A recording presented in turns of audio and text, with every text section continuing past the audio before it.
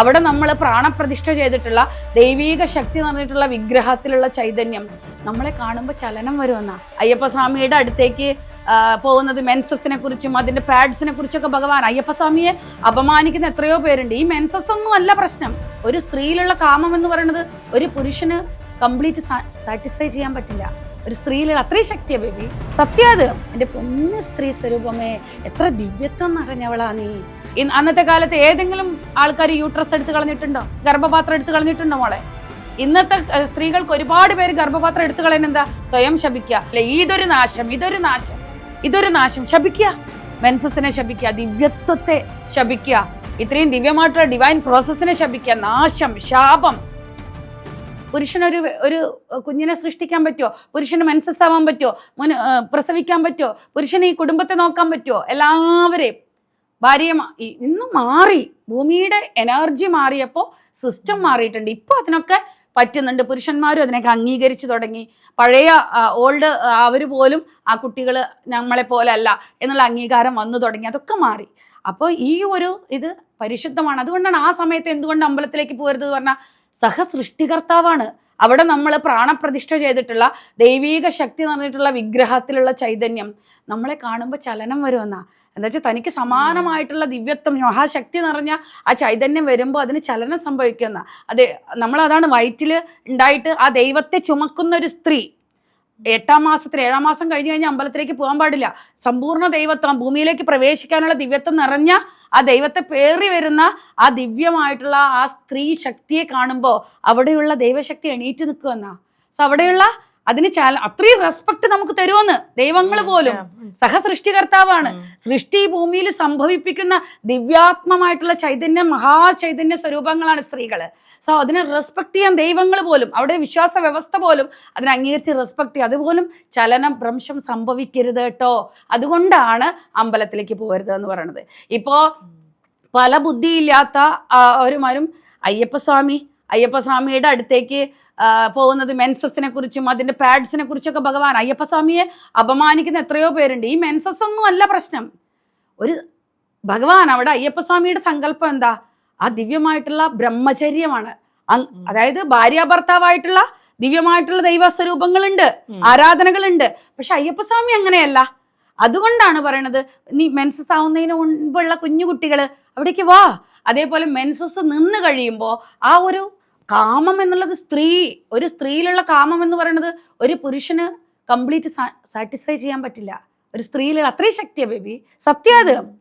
അങ്ങനെയുള്ള ഈ കാമ തരംഗങ്ങൾ റിലീസ് ചെയ്യുന്ന ഒരു സ്ത്രീ അത്രയും നൈഷ്ഠികമായിട്ടുള്ള ബ്രഹ്മചര്യ അവസ്ഥയിൽ അത്രയും കഠിനമായിട്ടുള്ള സാധന ചെയ്ത് അത്രയും ധർമ്മത്തിൽ അവർ പുലർച്ചെ എണീറ്റ് സോപ്പും കൊണ്ടൊന്നും കുളിക്കാതെ കാലിൽ ചെരുപ്പില്ലാതെ, ഇന്നത്തെ കാലത്തെ അസ്വാമികളാണ് ഇവരൊക്കെ. എന്താ വെച്ചാൽ സ്വാമി എന്ന് പറയുന്നത് സ്വാമിയെ ഉൾക്കൊണ്ടവൻ എന്നാ. സ്വാമി ആയവനാണ്. സ്വാമി അറിയാനായി പോകുമ്പോൾ താൻ സ്വാമി ആയിരിക്കണം എന്നാണ് മുദ്ര ധരിച്ചവന്. അങ്ങനെ പോകുമ്പോൾ ഈ സ്ത്രീകളിൽ നിന്നും വമിക്കുന്ന റിലീസാവുന്ന ഈ തരംഗങ്ങളുണ്ടല്ലോ, അതുകൊണ്ട് അത് അവർക്ക് ബുദ്ധിമുട്ടാവും.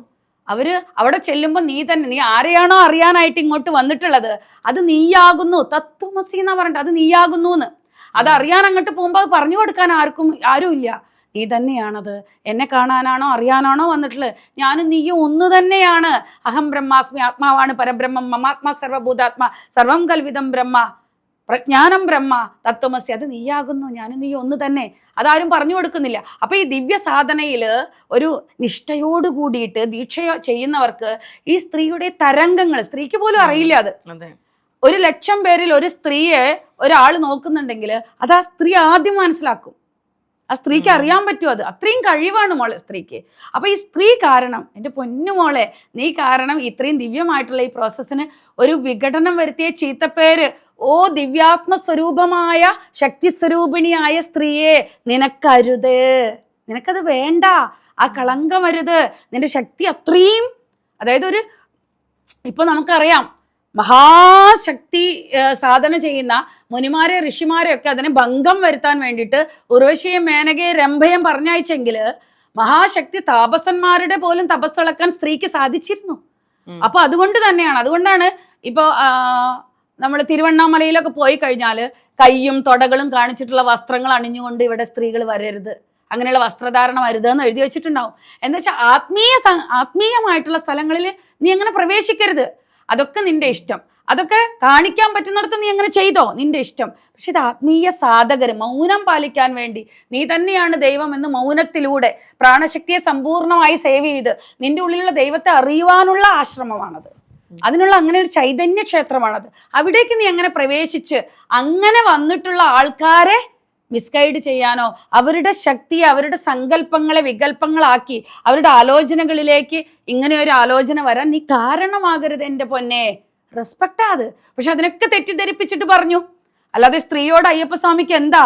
അവിടേക്ക് വരുന്ന ആ ദിവ്യാത്മ സ്വരൂപർക്ക് ഒരു ഭംഗവും അവർക്കൊരു തടസ്സവും അവരുടെ ദിവ്യമായിട്ടുള്ള സങ്കല്പങ്ങളിലേക്ക് ഒരു നെഗറ്റീവ് ആലോചന പോലും നിന്നെ പ്രവേശിക്കരുത്. നിന്റെ ശക്തി അതാണ്. നീ സൃഷ്ടി ആ സെക്സ് എന്നുള്ള കാമം എന്നുള്ള രണ്ടു പേർക്കും ഒരു പുരുഷനോട് ആ ദിവ്യമായിട്ടുള്ള പ്രണയം കാമം വരുമ്പോഴാണല്ലോ ആ സെക്സ് എന്നുള്ള ദിവ്യ സംഗമം സംഭവിക്കുന്നത്. ദിവ്യ സംഗമത്തിലൂടെ ആ പരമാത്മ ചൈതന്യ ശകലം ആ ദൈവം തന്നെയാണ് ഭൂമിയിലേക്ക് പ്രവേശിക്കുന്നത്. സൃഷ്ടിക്കാൻ കഴിവുണ്ടാണെങ്കിൽ പരസ്പരം അന്യോന്യം പ്രണയം, ഇഷ്ടം, ശരീരത്തിൽ നിന്നുള്ള ഹാവഭാവങ്ങള്, ആ പ്രണയം, ലജ്ജ, ഏത് ലജ്ജ? ആ ഒരു പുരുഷൻ നമ്മളെ നോക്കുമ്പോഴുണ്ടാവുന്ന ലജ്ജ, അതൊക്കെ കൂടുമ്പോഴല്ലേ അത് സംഭവിക്കുന്നത്, കംപ്ലീറ്റ് ആയിട്ട് ഭാവപ്രാപ്തി വരുന്നത്.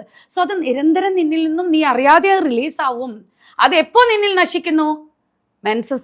മെനോപോസ് കംപ്ലീറ്റ് ആയി സ്റ്റോപ്പ് ചെയ്തതിന് ശേഷം നിന്റെ ആലോചനകളിൽ കുടുംബം, കുട്ടികള്, പേരക്കുട്ടികളൊക്കെ ആകുമ്പോൾ ബാധ്യതകളിൽ നിക്ഷിപ്തമായിട്ടുള്ള ദിവ്യ സ്നേഹം നീയായി മാറുമ്പോൾ, എല്ലാ ബാധ്യതകളും ഏറ്റെടുക്കുമ്പോൾ നിന്നിൽ അത് ഉണ്ടാവില്ല. പിന്നെ അത് പുരുഷനിലേ ഉണ്ടാവുമല്ലോ, സ്ത്രീയിൽ അത് ശമിക്കും. വേണ്ട, ആ സമയത്ത് നീ വാ. അപ്പോൾ മറ്റൊരാൾക്കും നിന്നെ കൊണ്ട് ബുദ്ധിമുട്ടില്ല. എൻ്റെ പൊന്നു സ്ത്രീ സ്വരൂപമേ, എത്ര ദിവ്യത്വം നിറഞ്ഞവളാ നീ. അതിനെ ഒരിക്കലും മറ്റൊരാള് തെറ്റിദ്ധരിക്കേണ്ട വിധത്തിലോ മറ്റൊരാൾക്ക് വേദന ഉണ്ടാക്കുന്നതോ അവർക്ക് ആത്മീയ മാർഗത്തിൽ തടസ്സമാവുന്ന വിധത്തിലോ എൻ്റെ പൊന്നെ ദിവ്യാത്മ സ്വരൂപമേ നീ കാരണമാകരുത്. എത്ര ദിവ്യ സന്ദേശമാണ് അത് പറഞ്ഞിട്ടുള്ളത്. എത്ര റെസ്പെക്റ്റാണ് നമുക്ക് തന്നിട്ടുള്ളത് ദൈവങ്ങള്, വിശ്വ നിയമങ്ങള്, സനാതന സമ്പ്രദായങ്ങൾ സ്ത്രീക്ക് നൽകിയത്. സ്ത്രീ പൂജിക്കപ്പെടണമെന്ന് പറഞ്ഞ് എല്ലാ സ്ത്രീകളും പൂജിക്കപ്പെടാനുള്ള അർഹതയുള്ളവരാണോ? നെവർ ബാബ. സ്ത്രീ സത്യത്തെ അറിയുകയും സത്യസന്ധമായിട്ട് സത്യങ്ങളെ അറിഞ്ഞ് ജീവിക്കാൻ, അതിനനുസരിക്കാൻ, ആചരിക്കാനും കഴിവുള്ളവളെ പൂജിക്കപ്പെടൂ, ഇല്ലേ?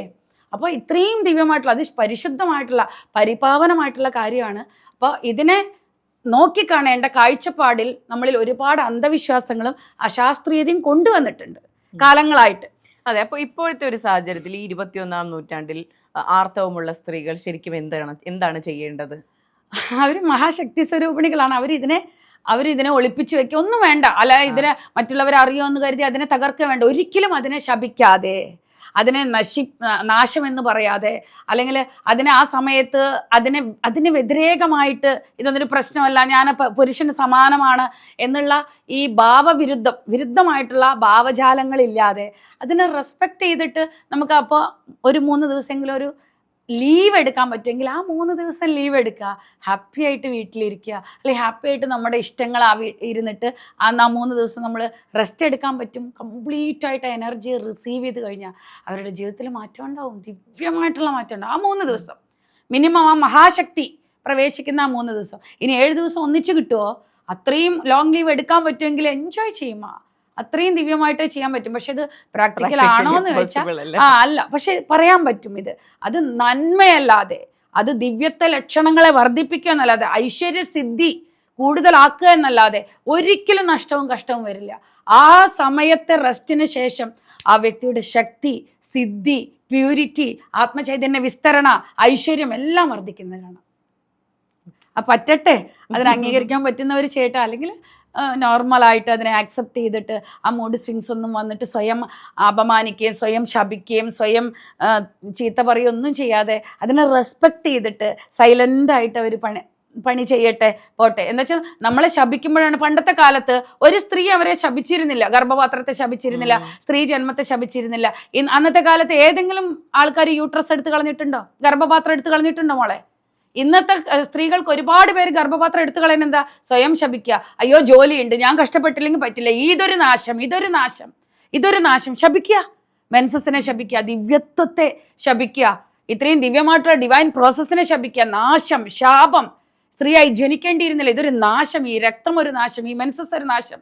ഒരു പണിയെടുക്കാൻ പറ്റില്ല, ഞാൻ പോയിട്ടില്ലെങ്കിൽ ജീവിക്കാൻ പറ്റില്ല. ഈ ശാപം തന്നെയാണ് ഈ മഹാശക്തി നമ്മളിലേക്ക് പ്രവേശിക്കുമ്പോൾ നമ്മൾ ശപിക്കുകയാണ്.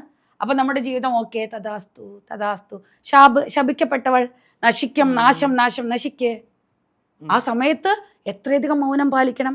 ദിവ്യമായിട്ടുള്ള കാര്യങ്ങളെ പറയാൻ പാടൂ, മറ്റുള്ളവരെ അനുഗ്രഹിക്കുന്ന വിധത്തിൽ സംസാരിക്കാൻ പാടൂ, മറ്റുള്ളവരെ ശപിക്കുക വേദനിപ്പിക്കുക ഒന്നും അരുത്. എന്നുവെച്ചാൽ അത്രയും ശക്തിയാണേ. ആ ശക്തിയുടെ സമയത്താണ് സ്വയം നാശം എന്ന് പറയുന്നത്, ശപിക്കുന്നതും മറ്റുള്ളവരെ കുറ്റം പറയുന്ന, ഇറിറ്റേഷൻ, വീട്ടിൽ പ്രശ്നം ഉണ്ടാക്കുന്നതും. പാവം ഇതിന് ഇത്രയും ഈ എനർജി വരുമ്പോൾ അതിന് അറിയുന്നില്ല, പാവം അറിയുന്നില്ല. സ്ത്രീകൾക്ക് ഈ നോളജ് വളരെ ആവശ്യമാണ്.